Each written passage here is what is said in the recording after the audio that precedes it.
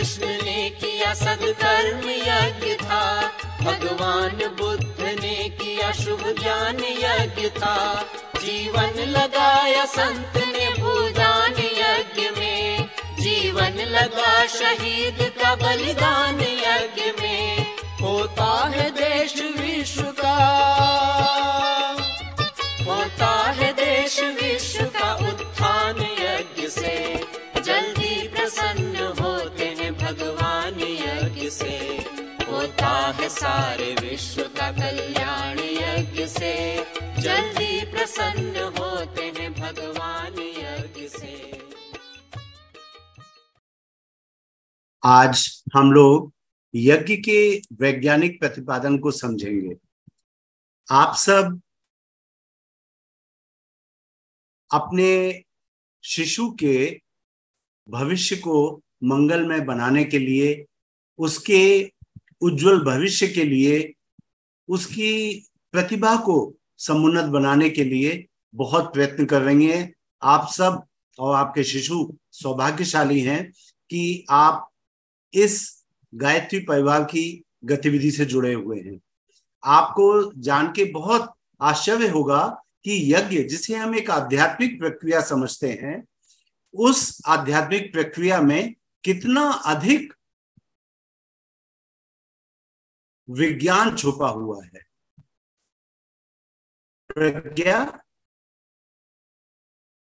प्रज्ञा,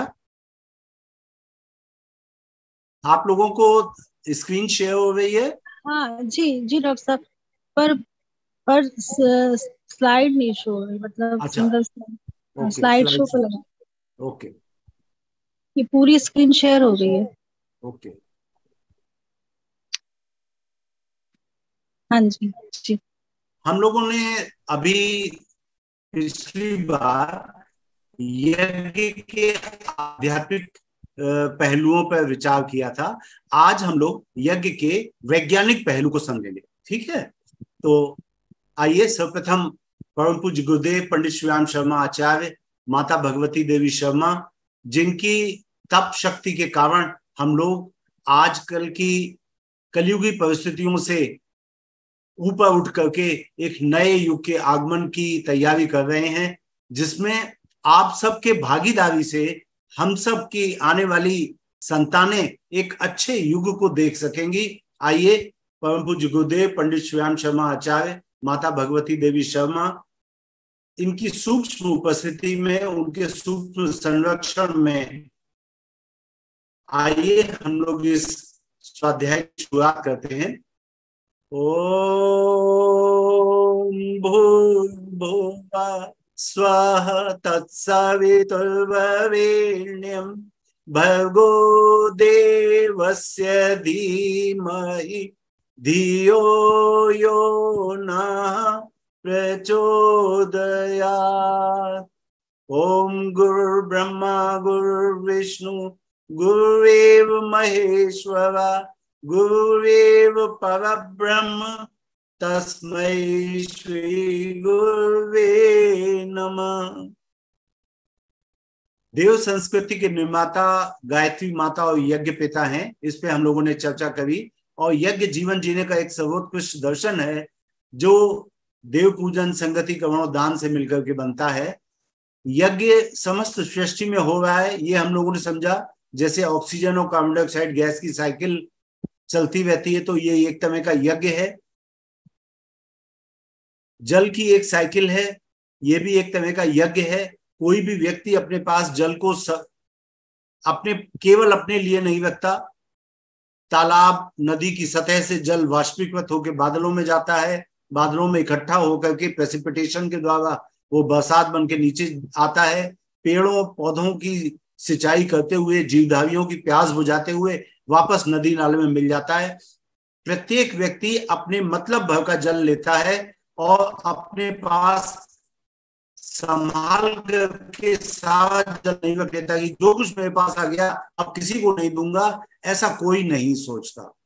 जहां पे भी प्रकृति में यज्ञ नहीं होता, वहां असंतुलन आता है, जिसके कारण दुख, बीमारियां, तूफान, भूकंप इत्यादि आते हैं। अनेक प्रकार के यज्ञ हम लोगों ने चर्चा की थी। राजसूय यज्ञ, अश्वमेध यज्ञ, ज्ञान यज्ञ, भोजन यज्ञ।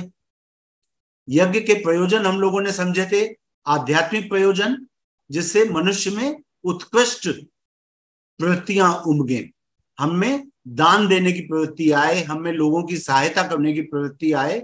ये सब यज्ञ की लाभ हैं, जो कि आध्यात्मिक लाभ हैं।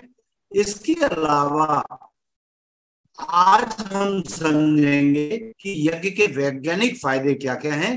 पर्यावरण की शुद्धि, प्रकृति का पोषण, प्राण शक्ति की वर्षा। आप लोगों को एक ही प्राण शक्ति की वर्षा जो है, इसके बारे में निश्चित बताना चाहेंगे कि जो भी गर्भवती महिलाएं अपने घर में नियमित यज्ञ करती हैं, आप निश्चित जाने कि उनके घरों में प्राण शक्ति की वृद्धि हो जाएगी। ये प्राण क्या होता है? ये प्राण एक तरह का चेतन तत्व है, जिसकी अधिकता होने पे हम स्वस्थ रहते हैं, जिसकी अधिकता होने पे हमारे शरीर में कोई बीमारी नहीं आती। जब प्राण शक्ति अधिक होती है तो हम अपने अंदर उत्साह, प्रफुल्लता और प्रसन्नता का अनुभव करते हैं। जब प्राण शक्ति कम हो जाती है तो बीमारियां आने लगती हैं। प्राण शक्ति कम हो जाती है तो मनुष्य बिस्तर पकड़ लेता है, और जब प्राण शक्ति बिल्कुल खत्म हो जाती है तो इस शरीर में आत्मा का रुकना असंभव हो जाता है। जब मृत्यु होती है तो प्राण शक्ति खत्म हो जाती है और आत्मा इस शरीर को छोड़ करके चली जाती है। तो प्राण वह तत्व है, वह शक्ति है, जिसके द्वारा आपके शरीर में चेतन आत्मा रुकी रहती है। आइए अब हम लोग यज्ञ के उन पहलुओं पर विचार करते हैं जिनके कारण हम लोगों को वैज्ञानिक तरह से यज्ञ को समझने में फायदा मिलेगा। यज्ञ जो है वो जिस स्थान पे किया जाता है, जहां पर भी गायत्री मंत्र बोल करके यज्ञ किया जाता है, वहां पर बीमारी फैलाने वाले कीटाणु, फंगस, ये कम हो जाते हैं। कितने कम हो जाते हैं? आपको जान के आश्चर्य होगा कि यज्ञ का एक इफेक्ट देखा गया। जिस जगह पे यज्ञ किया जाता है वहां पर लगभग 98% बैक्टीरिया जो कि बीमारी फैलाते हैं वो कम हो जाते हैं। और आपको जान के आश्चर्य होगा कि ये केवल डाटा हम आपको ऐसे ही नहीं बता रहे, ये हमने अपने मन से कह दिया कि यज्ञ करने से, गायत्री मंत्र बोल करके यज्ञ करने से बीमारी फैलाने वाले कीटाणु कम हो जाते हैं। भावनगर गुजरात के मेडिकल कॉलेज में जो ईएनटी के प्रोफेसर हैं डॉक्टर झा, उन्होंने अपने ईएनटी के डिपार्टमेंट में जिस जगह पेशेंट बैठ करके वेट करते थे, डॉक्टर को दिखाने से पहले वेट करते हैं ना जिस जगह पे पेशेंट, ओपीडी कहते हैं जिसे, आउट पेशेंट डिपार्टमेंट, वहां पे उन्होंने नियमित यज्ञ किया। उन्होंने देखा कि यज्ञ करने के पहले जो बीमारी फैलाने वाले कीटाणुओं की गिनती थी वो नापी उन्होंने, और यज्ञ करने के बाद नापी तो उनको पता चला कि यज्ञ करने से बीमारी फैलाने वाले कीटाणु 98% कम हो जाते हैं। और जिस जगह पे गायत्री मंत्र बोल के यज्ञ किया जाता है तो ये कीटाणु 7 दिन तक कम रहते हैं। तो आपके बच्चों को कितना फायदा होगा अगर आप हफ्ते में एक बार भी यज्ञ कर लें। संडे की संडे अगर आपको यज्ञ करने की सुविधा मिल जाए, एक छोटे से पात्र में, चाहे आप सूक्ष्म यज्ञ कर लें, चाहे दीप यज्ञ कर लें, और अगर ये सब भी कुछ नहीं कर सकते तो आप अपने नजदीक में स्थित गायत्री परिवार के किसी कार्यकर्ता से कहिए कि भैया हमें यज्ञ करना है, यज्ञ करने के लिए हमें कोई तरीका बताइए। और सबसे छोटा तरीका है, एक तांबे की प्लेट आती है, गैस के ऊपर रख दीजिए, जो आपने भोजन पकाया हो, रोटी पकाई हो, तो रोटी के 5 टुकड़े, और उसमें देसी घी अगर है तो देसी, नहीं है अगर तो उस शक्कर मिला के, रोटी और शक्कर मिला के 5 आहुति गायत्री मंत्र बोल के दे दीजिए। ये 5 आहुति बोल करके जब आप यज्ञ करेंगे तो उस यज्ञ की जो धुआं है आपके बनाए हुए भोजन में जाएगा, और जो लोग भी उस यज्ञ के धुएं से अफेक्टेड भोजन को खाएंगे उनको सद्बुद्धि आएगी, उनका स्वास्थ्य अच्छा हो जाएगा, उनके मन में प्रेम बढ़ेगा और बीमारी से लड़ने की शक्ति बढ़ेगी। आइए आपको यज्ञ करने से जो फायदे होते हैं उसके बारे में बताते हैं। एक जगह पे यज्ञ किया गया, आप इसमें अपनी स्क्रीन पे देख रहे हैं, गाढ़े नीले रंग की एक चार्ट में बना हुआ है 90 लिखा है। जिस जगह पे यज्ञ करना था तो वहां पे यज्ञ करने से पहले बैक्टीरिया का काउंट नापा गया, वो 90 कॉलोनी था। जिस समय यज्ञ किया गया तो यज्ञ करने वाले दिन वो घट करके बैक्टीरियल काउंट 37 रह गया। और आपको जान के आश्चर्य होगा कि 7 दिन बाद तक यज्ञ करने पे वो बैक्टीरियल काउंट घटता चला गया और ये काउंट घट करके 7 तक पहुंच गया। एक बीमारी फैलाने वाले कीटाणु होते हैं जिन्हें फंगस कहते हैं। आप लोगों को पता होगा बरसात के दिनों में अगर बच्चों को चड्डी पहनाए तो जहां पे पैर और पेट मिलता है उस जगह जांग में बरसात में कभी कभी दाद हो जाते हैं, जिसको फंगल इन्फेक्शन कहते हैं डॉक्टर लोग। और ये फंगल इन्फेक्शन जो है ये फंगस के कारण होता है। आपको याद होगा कोरोना काल में भी एक फंगस का नाम बहुत सुना था, ब्लैक फंगस कहते थे, काले रंग की फंगस। पता लगा कोरोना काल में बीमारी से ठीक हो गए तो ब्लैक फंगस हो जाता था, जिसे म्यूकरमाइकोसिस कहते थे। तो जिस जगह पे गायत्री मंत्र बोल के यज्ञ किया जाता है वहां पे उन्होंने पहले बैकग्राउंड में फंगस की कॉलोनीज को नापा। तो ये गाढ़े नीले रंग में जो 32 की गिनती लिखी है, इसका मतलब यज्ञ करने से पहले फंगल कॉलोनीज का काउंट 32 था। उस यज्ञ करने वाले दिन वो घट के 10 हो गया और 7 दिन तक लगातार देखिए घटती चली गई फंगल कॉलोनीज, और 7 दिन बाद ये फंगल कॉलोनीज घट के केवल 4 रह गई। अर्थात जिस जगह पे गायत्री मंत्र बोल के यज्ञ किया जाता है वहां पे बीमारी फैलाने वाले फंगस घट करके बहुत कम हो जाते हैं और इसमें करीबन 88% का रिडक्शन देखा गया।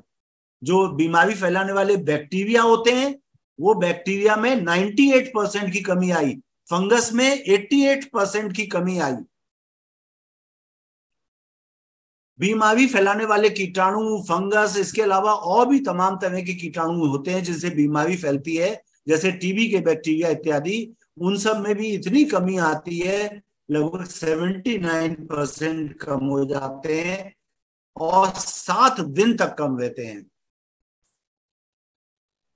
एक बार वैज्ञानिकों के बीच में जब ये बात बताई गई कि गायत्री मंत्र बोल करके यज्ञ किया गया तो बीमारी फैलाने वाले कीटाणु कम हो गए, तो वैज्ञानिकों ने आपत्ति करी। उन्होंने कहा आपने जहां पे यज्ञ किया वहां पे लकड़ी जलाई, लकड़ी जलाने से गर्मी पैदा होती है और गर्मी पैदा होने से तो बैक्टीरिया वैसे ही मर जाएंगे। तो उन लोगों को यज्ञ करने के साथ साथ केवल लकड़ी जला करके धुआं किया गया और उसमें बैक्टीरियल काउंट का असर देखा गया। तो आप सबको पता है जिन घरों में धुआं बहुत होता है तो वहां पे सीलन हो जाती है, वहां पे नमी हो जाती है और वहां पे बीमारियां फैलाने वाले कीटाणु बढ़ जाते हैं। तो यही बात देखी गई, अगर गायत्री मंत्र बोल करके यज्ञ किया जाए तो बीमारी वाले कीटाणु कम होते हैं, लेकिन अगर केवल लकड़ी जला के धुआं किया जाए, मंत्र ना बोला जाए, तो वही बीमारी फैलाने वाले कीटाणु बढ़ जाते हैं। आपके स्क्रीन पे दाईं तरफ जो आ रहा है केवल साधारण धुएं का इफेक्ट दिखा रहे हैं, गाढ़े नीले रंग पे अगर बैकग्राउंड में 27 बीमारी फैलाने वाले कीटाणुओं की कॉलोनीज थी तो धुआं करने पे वो बढ़ करके 49 हो गई और एक दिन के बाद बढ़ करके 57 हो गई।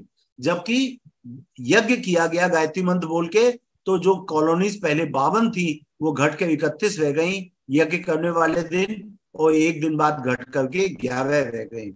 तो वैज्ञानिकों को भी इससे आंसर मिल गया कि यज्ञ करने पे अलग असर आता है और केवल लकड़ी जला के धुआं करें तो उससे बीमारी फैलाने वाले कीटाणु बढ़ जाते हैं।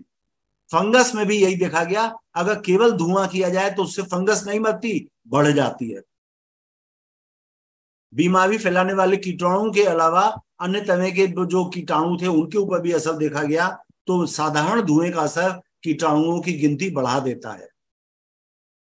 आप सब लोगों में से जो लोग बड़े बड़े मेट्रो सिटीज में रहते होंगे, दिल्ली में, बंबई में, तो आप लोगों ने सुना होगा कि वहां पर बहुत सारी चीजें ऐसी होती हैं जिनके कारण वातावरण में गंदगी हो जाती है, और ये गंदगी जो है वो नाइट्रोजन डाइऑक्साइड और सल्फर डाइऑक्साइड गैस के कारण होती है। वातावरण में 2 तरह की गैसें होती हैं, नाइट्रोजन डाइऑक्साइड और सल्फर डाइऑक्साइड, और ये 2 गैसेस इतना नुकसान करती हैं मनुष्य के शरीर को, लेकिन इनकी गिनती नापी गई, इनका मेजरमेंट किया गया कि वातावरण में NO2 SO2 गैस कितनी है, और उसके बाद यज्ञ किया गया। तो आपको जान के आश्चर्य होगा कि ये बहुत ही गंदी गैसें हैं जो जिनके कारण वातावरण विषाक्त हो जाता है, जिनके कारण पर्यावरण को बहुत नुकसान होता है। तो ये NO2 SO2 गैसेस गायत्री मंत्र बोल के जब हवन किया जाता है तो नाइट्रोजन डाइऑक्साइड गैस लगभग 60% कम हो गई और सल्फर डाइऑक्साइड गैस तो 96% कम हो गई। वातावरण में एक तरह के कीटाणु भी होते हैं जो बीमारी फैलाते हैं। इसके अलावा कुछ धूल के कण होते हैं। आप में से जिन दीदी लोगों ने अपने घरों में झाड़ू लगाई होगी तो आपने देखा होगा झाड़ू लगाने पर थोड़ी सी धूल हवा में उड़ती है। तो जो धूल हवा में उड़ती है उसको हम लोग कहते हैं पार्टिकुलेट मैटर की गंदगी। ये पार्टिकुलेट मैटर की गंदगी यज्ञ करने पे कम हो जाती है। इसमें देखिए बैकग्राउंड में जो गिनती लिखी है नीले रंग में वो 348 है। पार्टिकुलेट मैटर 2.5 वाली जो गंदगी है, धूल के कण 348 थे वातावरण में, और जब गायत्री मंत्र बोल करके यज्ञ किया गया तो 2 दिन बाद ये घट करके 100 रह गए। इसी तरह से पार्टिकुलेट मैटर की गंदगी जो 10 माइक्रोन के साइज की थी वो 554 थी बैकग्राउंड में। यज्ञ करने के पहले 554 कण थे वातावरण में। जब यज्ञ किया गया तो ये घटते घटते 2 दिन के बाद 214 रह गए।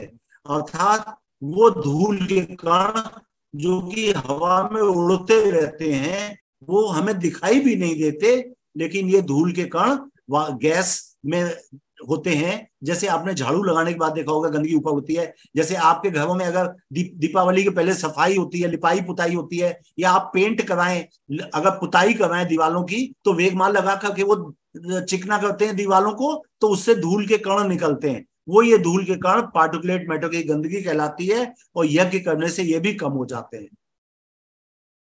डॉक्टर ममता सक्सेना जिन्होंने हमारे देव संस्कृति विश्वविद्यालय से पीएचडी की यज्ञ के ऊपर, और आजकल गवर्नमेंट ऑफ इंडिया में मिनिस्ट्री ऑफ स्टैटिस्टिक्स में वो डायरेक्टर हैं, उन्होंने भी यज्ञ के ऊपर थीसिस की और पीएचडी की। उन्होंने देखा कि यज्ञ करने से घर के अंदर जो हानिकारक गैसेज हैं, sulphur dioxide, nitrogen dioxide, carbon dioxide, इन सब गैसों की मात्रा में कमी आ जाती है और वातावरण शुद्ध हो जाता है।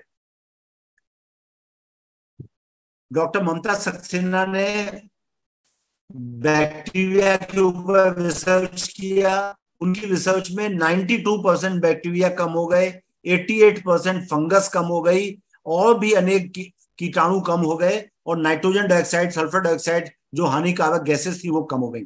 ये डॉक्टर सुशील झा का एक्सपेरिमेंट मैंने आपको बताया। ये प्रोफेसर हैं, ईएनटी के प्रोफेसर हैं, और आपको जान के खुशी होगी कि ये डॉक्टर सुशील झा हमारे गायत्री परिवार के डॉक्टर हैं। इन्होंने गवर्नमेंट मेडिकल कॉलेज में ईएनटी के प्रोफेसर हैं। इन्होंने जो एक्सपेरिमेंट किया यज्ञ के ऊपर कि यज्ञ करने से बीमारी फैलाने वाले कीटाणु 98% कम हो जाते हैं, तो इनकी ये जो रिसर्च है, ये रिसर्च पेपर ईएनटी के जर्नल में पब्लिश हुई, डॉक्टरों के एक जर्नल में, जर्नल ऑफ ईएनटी में पब्लिश हुई, और उन्होंने भी इसे बहुत सराहा। यज्ञ करने से डॉक्टर ममता सक्सेना का कहना है कि हमारे घरों में पे गायत्री मंत्र बोल के यज्ञ किया जाता है, वहां पे नेगेटिव आयंस बढ़ जाते हैं। आप लोगों में से जिन लोगों ने साइंस पढ़ी होगी 10th और 12th में, उनको पता होगा 2 तरह के आयंस होते हैं, निगेटिवली चार्ज्ड आयंस और positively charged ions. Negatively charged ions जो हैं वो हमको प्रसन्न रखते हैं और हम काम अच्छी तरीके से करते हैं अगर घर में निगेटिव आयंस की अधिकता हो। तो जिस घर में यज्ञ किया जाता है वहां पे निगेटिव आयंस बढ़ जाते हैं, जिससे हम प्रसन्न रहते हैं और खुशी खुशी अपने काम करते हैं। आप सबको पता होगा हमारे घरों में एक बहुत ही गंदा रेडिएशन होता है। आपको पता ही है कि एक घर में अगर 3 लोग भी रहते हैं तो कम से कम 3 मोबाइल तो होते ही हैं। आजकल तो छोटे छोटे बच्चे जो कि 10th क्लास में 8th क्लास में आ जाते हैं, वो लोग भी मोबाइल का प्रयोग करते हैं। तो इलेक्ट्रोमैग्नेटिक रेडिएशन जो है ये मोबाइल से, लैपटॉप से, और जो घरों में वाईफाई लगे होते हैं इन सब से निकलते हैं। ये रेडिएशन इतने खराब होते हैं कि हमारे मस्तिष्क में कैंसर तक कर देते हैं। लेकिन जिन घरों में गायत्री मंत्र बोल के यज्ञ किया जाता है वहां पे इलेक्ट्रोमैग्नेटिक रेडिएशन कम हो जाते हैं। और डॉक्टर ममता सक्सेना ने स्टडी किया कि एक मोबाइल से सामान्यतः 3 फीट से 12 फीट दूर तक रेडिएशन निकलता है, जो कि बहुत नुकसानदायक होता है। लेकिन अगर नियमित रूप से घर में हवन किया जाए, चाहे वो हफ्ते में 1 बार किया जाए, तो भी ये रेडिएशन 3 फुट की बजाय 3 इंच पे ही खत्म हो जाता है। ये बहुत काम की जानकारी आपके लिए है, क्योंकि अपने घरों से मोबाइल को तो निकाल के फेंका नहीं जा सकता, मोबाइल तो एक काम की चीज है, पर उसमें से जो हानिकारक रेडिएशन निकलता है उसके असर को हम कम कर सकते हैं अगर गायत्री मंत्र बोल के हवन करते हैं। जब आप यज्ञ करते हैं तो यज्ञ करने में लकड़ी जलाते हैं, हवन सामग्री डालते हैं, और वो लकड़ी और हवन सामग्री जल करके यज्ञ की भस्म बनती है। अगर आपके पास खेत हो, उस खेत में हवन सामग्री को छिड़क दें तो ये बहुत अच्छी खाद का काम करता है। परम पूज्य गुरुदेव पंडित शिवराम शर्मा आचार्य ने यज्ञ की चिकित्सा के विषय में भी एक बात कही है। उन्होंने कहा कि यज्ञ करने से हमें प्राण शक्ति प्राप्त होती है। जब आप यज्ञ करेंगे तो आपके गर्भ में पल रहे शिशु को प्राण शक्ति बहुत मिलेगी, और वो शिशु बिल्कुल अलग होगा। भीड़ में जब खड़ा होगा तो सारे लोग उसको कहेंगे ये बालक बिल्कुल अनोखा है, इस बालक की आंखों में बहुत चमक है, ये बहुत पढ़ने में तेज है बच्चा।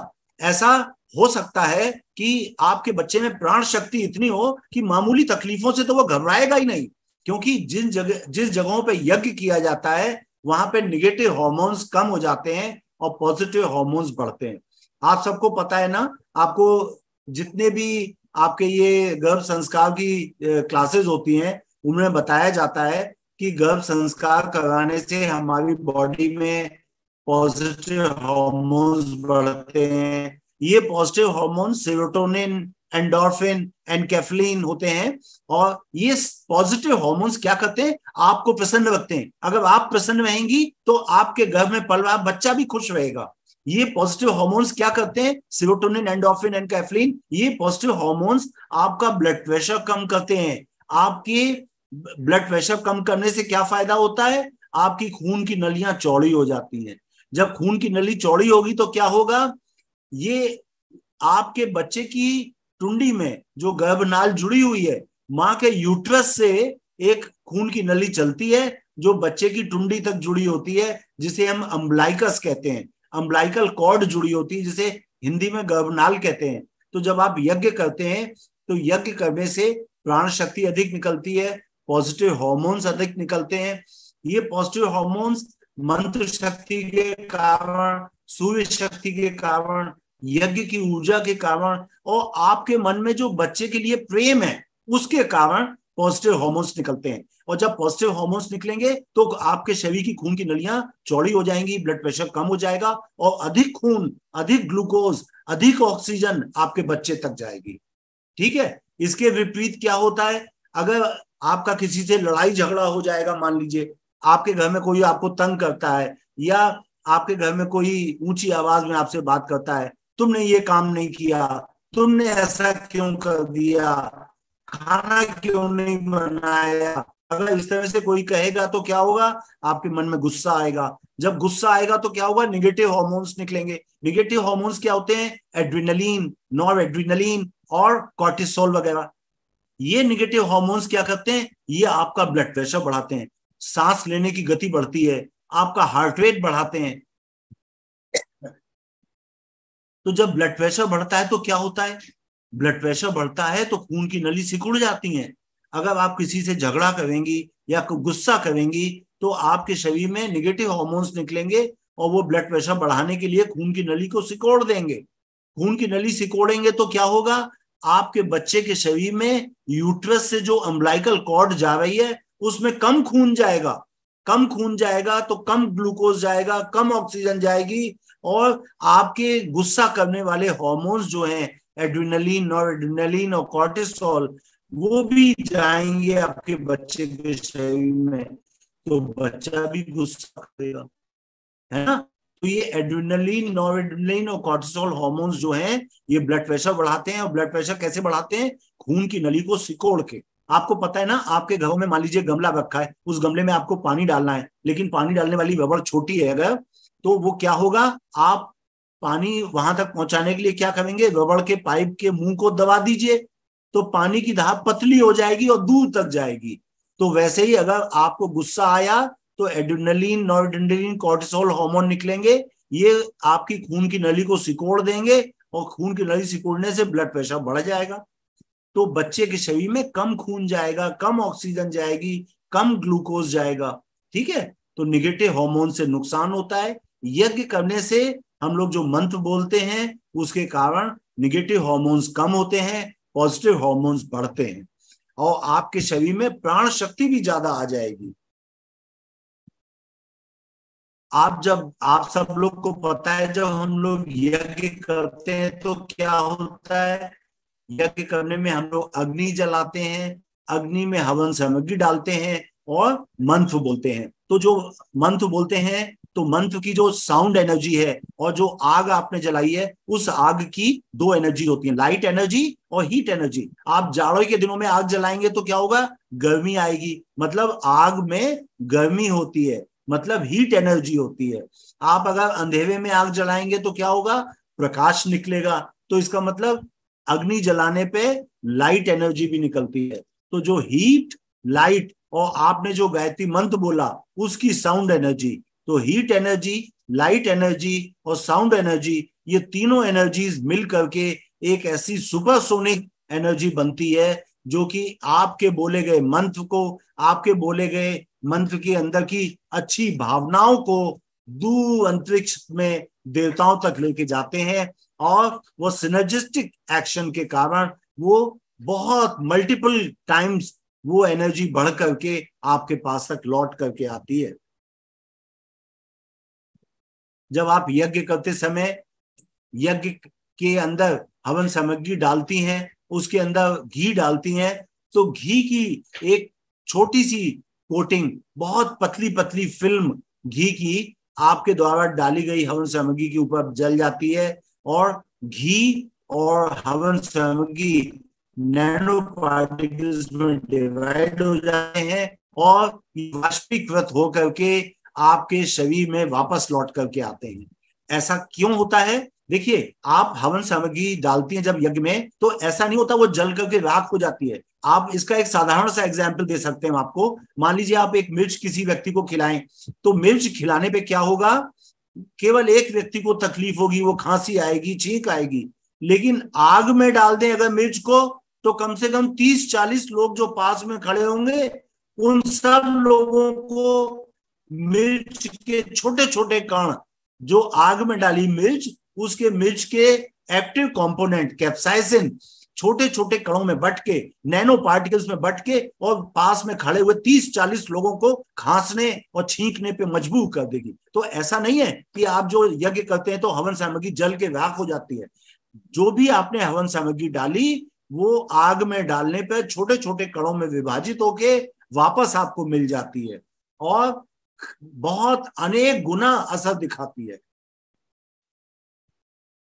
यज्ञ से उत्पन्न औषधि धूम्र अति सूक्ष्म होती है, ऊर्जा युक्त होती है, हल्की होती है और आसानी से मस्तिष्क में प्रवेश कर जाती है। मस्तिष्क में जो ब्लड ब्रेन बैरियर होता है उसको भी क्रॉस कर जाती है और हमारे मस्तिष्क में जो गंदे विचार होते हैं उनको निकाल बाहर करती है। यज्ञ करने से आपका वातावरण तो अच्छा होगा ही, बीमारी फैलाने वाले कीटाणु कम होंगे, फंगस कम होगी, इलेक्ट्रोमैग्नेटिक रेडिएशन जो कि आपके मोबाइल से निकलता है, हानिकारक होता है, वो कम हो जाएगा। वातावरण में जो निगेटिव आयंस हैं वो बढ़ जाएंगे। इसके अलावा और क्या होता है, आप कहेंगे कि अगर जो हम हवन सामग्री डाल रहे हैं उससे अगर इतने फायदे हैं तो हम उसका काढ़ा बना करके पी लें, पानी में उबालें और काढ़ा बना के पी लें।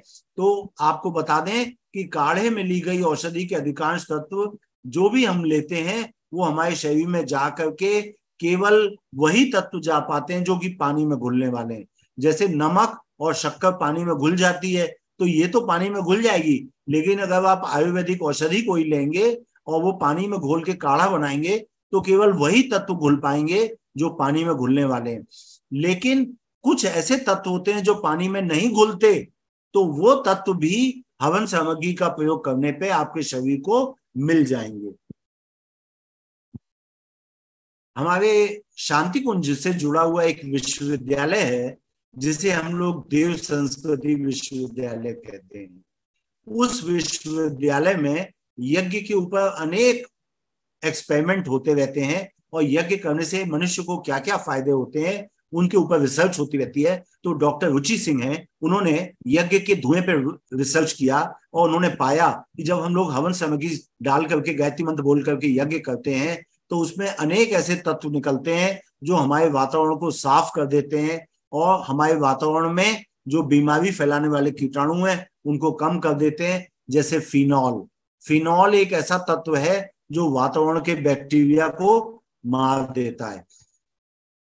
कैम्फर, आपको पता है जब कोरोना फैला था तो भारत सरकार के होम्योपैथिक डिपार्टमेंट ने, भारत सरकार के आयुष मंत्रालय में जितने होम्योपैथी के डॉक्टर्स थे उन सब ने एक स्वर में कहा कि कैम्फर एक आयुर्वेदिक औषधि है और ये कैम्फर जो है अगर ये ली जाएगी तो कैम्फर आयुर्वेदिक औषधि और होम्योपैथिक औषधि को लेने से कोरोना के वायरस को हम लोग मार सकते हैं। आपको जान के आश्चर्य होगा कि ये कैम्फर जो कि कपूर होता है, ये हवन सामग्री की जब हम आहुति देते हैं तो जो धुआं निकलता है उसमें कैम्फर पाया जाता है और ये बीमारी फैलाने वाले कीटाणु, वायरस, इन सबको मारता है। हवन सामग्री के धुएं में तमाम ऐसे केमिकल्स होते हैं जो हमारे शरीर में होने वाली बीमारियों से लड़ते हैं। हमारे गुरुदेव ने बताया कि अगर हम गायत्री मंत्र बोल करके आहुति देते हैं तो गायत्री मंत्र बोल के आहुति देने से ताप, प्रकाश और शब्द ऊर्जाएं मिलकर के एक नई ऊर्जा बनती है जो हमारे द्वारा बोले गए मंत्रों को दूर दूर तक, अंतरिक्ष तक लेके जाती है। हमारे मस्तिष्क में उससे उसका बहुत अच्छा प्रभाव होता है और यज्ञ की अग्नि के ताप और प्रकाश और बोले गए मंत्र के विद्युत तरंगों से मिल करके एक सुपरसोनिक साउंड एनर्जीज बनती हैं जो आपके मंत्र को सुदूर अंतरिक्ष तक लेके जाती हैं। और ये सुपरसोनिक साउंड जितनी गर्भवती महिलाएं हैं बहुत अच्छे से जानती होंगी, क्योंकि आपके डॉक्टर ने कभी कभी आपसे कहा होगा कि अल्ट्रासाउंड कराओ। तो जब अल्ट्रासाउंड कराने जाते हैं ना तो एक आपकी जो लेडी डॉक्टर है जो अल्ट्रासाउंड करती हैं, वो अल्ट्रासाउंड करने वाला डॉक्टर एक तरह का माइक जैसी चीज आपके पेट पे रखता है और पेट पे रख करके अल्ट्रासोनिक वेव्स डालता है। तो पेट में अल्ट्रासोनिक वेव्स जाती हैं और आपके पेट के अंदर की चीजों से टकरा के वापस आती हैं और उस माइक जैसी चीज में होते हुए और टीवी स्क्रीन पे आपके पेट के अंदर जो जो चीजें हैं उनकी फोटो बना देती हैं। ये एक एग्जाम्पल मैंने आपको बताया। अल्ट्रासाउंड जो है वो भी एक तरह से श्रवणातीत ध्वनि तरंगे हैं। श्रवणातीत का मतलब होता है हमारे कान जिन तरंगों को सुन नहीं सकते उनको हम अल्ट्रासोनिक वेव्स कहते हैं। जैसे हमारे कान हैं, ये 20 कंपन से लेके 20,000 कंपन तक की आवाज सुन सकते हैं, लेकिन 20,000 कंपन से ऊपर की आवाज हमारे कान नहीं सुन सकते। कुत्ते जो हैं वो 20,000 कंपन से अधिक की आवाज भी सुन लेते हैं। तो जो अल्ट्रासाउंड किया जाता है जब आपके पेट का, तो सुपरसोनिक साउंड वेव्स निकलती हैं और आपके पेट में अंदर जा करके और फिर वो बताती हैं कि वहां पर पेट में क्या क्या है। ये एक लैरिंक्स है, वॉइस बॉक्स, जो हम लोग बोलते हैं तो बोलने वाले कंपन वॉइस बॉक्स से निकलते हैं। ये जो 2 सफेद धागे आपको दिख रहे हैं, आपके गले में जब आप बोलते हैं तो कंपन यहीं से वॉइस बॉक्स में, लैरिंक्स में पैदा होता है। ये जो कंपन आप पैदा करते हैं वायुमंडल में फैल जाते हैं दूर दूर तक। अगर आप माइक के सामने बोलें तो आपके द्वारा बोली गई आवाज तो बहुत थोड़ी दूर तक जाएगी। हमारे द्वारा बोली गई आवाज मुश्किल से 50 मीटर या 25 मीटर जा सकती है, लेकिन अगर आप माइक के सामने बोलें तो आपके द्वारा बोली गई आवाज माइक की इलेक्ट्रिकल एनर्जी के ऊपर सुपर इम्पोज होकर के वो बहुत दूर दूर तक जा सकती है। यही बात होता है जब आप मंत्र बोलते हैं और यज्ञ करते हैं, तो यज्ञ की जो अग्नि है उसके ऊपर आपके बोले गए मंत्र चढ़ करके एक ऐसे सुपरसोनिक साउंड बनाते हैं जो दूर अंतरिक्ष तक आपके मंत्रों का असर लेकर के जाता है। यज्ञ चिकित्सा करने पे क्या फायदा होता है? यज्ञाग्नि का प्रयोग जब हम करते हैं तो जब यज्ञ करते हैं तो यज्ञ में गर्मी निकलती है, हमारे शरीर से पसीना निकलता है, तो पसीने के साथ साथ अंदर जो टॉक्सिन्स हैं, जो ऐसे तत्व हैं जो बाहर निकलने चाहिए वो बाहर निकल जाते हैं। यज्ञाग्नि के कारण हमें और भी कई फायदे होते हैं, ये हम आपको बताना चाहते हैं। जिस जगह पे यज्ञ किया जाता है वहां पे एंटीऑक्सीडेंट्स निकलते हैं, और ये एंटीऑक्सीडेंट्स हमारे शरीर में जा करके बीमारियों से लड़ते हैं और हमें हमेशा जवान बनाए रखते हैं। ये एंटीऑक्सीडेंट की लिस्ट है। कैरोटीनॉइड्स, जो कि गाजर, पके हुए आम और पपीते में होती है। विटामिन ए जो है, विटामिन ए में जो तत्व हैं वो भी एंटीऑक्सीडेंट होते हैं। इसके अलावा alpha lipoic acid, bilirubin, glutathione, ये सब भी। विटामिन सी और विटामिन ई। विटामिन सी सबसे ज्यादा आंवले में, अमरूद में, संतरे में, मौसमी में, इसमें विटामिन सी होता है। तो विटामिन सी का प्रयोग करने से हम सदैव जवान बने रहते हैं। विटामिन ई भी हमारे लिए एंटीऑक्सीडेंट का काम करता है। तो यज्ञ जहां पे किया जाता है वहां पे एंटीऑक्सीडेंट प्रॉपर्टीज यज्ञ के धुएं में होती हैं। अगर कोई नियमित यज्ञ करेगा तो उसकी बीमारियों से लड़ने की क्षमता बढ़ जाती है। ये एंटीऑक्सीडेंट जो होते हैं, vitamin C, vitamin A, vitamin E, ये हमारे अंदर बीमारी से लड़ने की क्षमता बढ़ाते हैं। यज्ञ के धुएं में भी बीमारी से लड़ने की क्षमता होती है, और जो लोग नियमित यज्ञ करते हैं उनके शरीर में प्राण शक्ति बढ़ जाती है। ये एक एक्सपेरिमेंट से पता चला। यज्ञ चिकित्सा क्या है? हमारे गुरुदेव ने 1975 में एक शब्द दिया, यज्ञ चिकित्सा, यज्ञोपैथी। जैसे होम्योपैथी, एलोपैथी, उसी तरह से गुरुदेव ने कहा अगर हम यज्ञ चिकित्सा करना चाहते हैं तो बीमारी से लड़ने के लिए हमें नियमित यज्ञ करना चाहिए, और यज्ञ करने से यज्ञ चिकित्सा होती है, हमारे शरीर की बीमारियां ठीक हो जाती हैं। और ये यज्ञ चिकित्सा में अगर हम बैठ करके यज्ञ करें, यज्ञ करने के बाद वहीं पे बैठे बैठे प्राणायाम करें, तो उससे हमारा जो बीमारियां हैं वो ठीक होने लगेंगी। यज्ञ चिकित्सा में सावधानियां, यज्ञ कैसे करें? यज्ञ करते समय इस बात का ध्यान रखें कि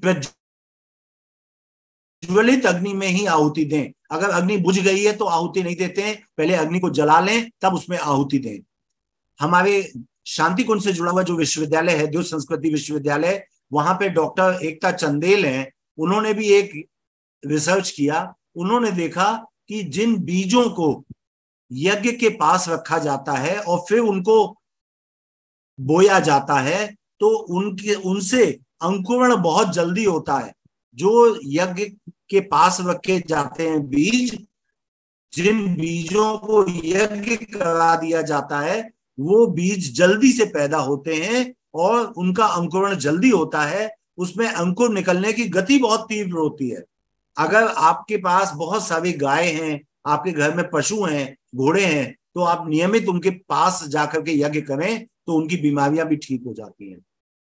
यज्ञ चिकित्सा करने से मानसिक रोग ठीक हो जाते हैं। इस पे भी एक research paper doctor Alka Mishra, जो हमारे शांति कुंज हरिद्वार की डॉक्टर हैं, इन्होंने निकाला है। अगर किसी को मिर्गी के दौरे आते हैं, डायबिटीज है, हाई ब्लड प्रेशर है, थायराइड की बीमारी है, तो उसके ऊपर यज्ञ चिकित्सा का बहुत अच्छा प्रभाव पड़ता है। और तमाम बीमारियों की बनी बनाई हवन सामग्री, अगर यज्ञ चिकित्सा करनी है, आपको किसी को डायबिटीज है तो डायबिटीज की हवन सामग्री बनी बनाई मिलती है, आप उसे अपने घर में मंगवा लीजिए शांति कुंज से, उससे यज्ञ करिए तो डायबिटीज को कंट्रोल करने में मदद मिलेगी। किसी को अगर कोई थायराइड की प्रॉब्लम है तो थायराइड की यज्ञ चिकित्सा वाली हवन सामग्री आती है। अलग अलग तरह की हवन सामग्रियां हैं जिनका अलग अलग बीमारियों में प्रयोग किया जाता है, और ये हवन सामग्रियां शांति कुंज हरिद्वार में मिलती हैं। इनसे अगर यज्ञ करें तो बीमारियों में फायदा होता है। मानसिक तनाव में, डिप्रेशन में, और किसी को अगर टीबी हो गई हो तो उसमें, घुटने के दर्द में, वात रोग में, थायराइड में, कैंसर में, अलग अलग तरह की हवन सामग्रियां प्रयोग की जाती हैं। तो यज्ञोपैथी का अगर अध्ययन करें तो हमें पता चलेगा यज्ञोपैथी तुरंत प्रभावी होती है। इसमें मारक और पोषक तत्व दोनों होते हैं, बीमारी को ठीक करने वाले भी तत्व होते हैं और प्राण शक्ति बढ़ाने वाले भी तत्व होते हैं। एक साथ कई रोगियों पर प्रयोग किए जा सकते हैं। अगर आपके मोहल्ले में, आपकी मल्टी स्टोरीड बिल्डिंग में, आपके जान पहचान में मान लीजिए 5-6 मरीज हैं जिनको डायबिटीज है, तो वो लोग बैठ करके एक साथ यज्ञ कर लें। अगर एक साथ यज्ञ करेंगे तो सभी लोगों को फायदा होगा। आज हम लोगों ने यज्ञ की चिकित्सा के विषय में सीखा।